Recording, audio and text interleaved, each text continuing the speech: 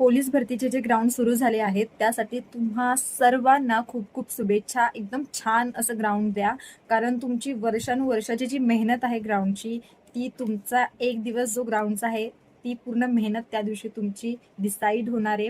कारण ग्राउंडला खूप चांगला स्कोर आला, तुम्ही मेरिटमध्ये एकदा बसले तर तुमच्या लेखीला काही प्रॉब्लेम नाही.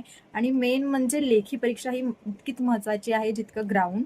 आता उद्या माझी एक फ्रेंड म्हणजे ती लहान आहे माझ्यापेक्षा, पण माझी एक मैत्रीण आहे जी गावावरनं येणार आहे. सलग 2-3 वर्ष ती येते, पण तिने होप सोडले नाही. आणि पोलीस भरतीचा असा कोणताच कॅन्डिडेट नाहीये की जो होप सोडतो. एंडपर्यंत तो ग्राउंड म्हणजे पोलीस भरती देतो. आणि पोलीस, मला तर असं वाटतं सगळ्यात टफेस्ट कॉम्पिटिशन ही पोलीस भरती आहे. कारण तिथे जेवढाच तुम्ही तुमचं नॉलेज किंवा जेवढा तुमचा पेपर जेवढं तुमचं डोकं लागतं तेवढीच तुमची शरीराची क्षमता लागते, तेवढी कॅपॅसिटी लागते.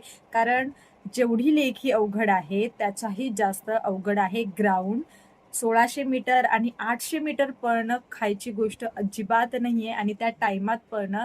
कारण मी अनुभवलंय, तुम्ही अनुभवताय जे पोलीस भरती करताय, तर तुम्ही वर्षानुवर्ष जी प्रॅक्टिस करत आले आहात, तर त्या प्रॅक्टिसचं झीज करणं आणि आपल्या घरी एक सरकारी जॉब असणं खूप महत्त्वाचं आहे. तुम्ही खूप खूप जीवाचं रान करा.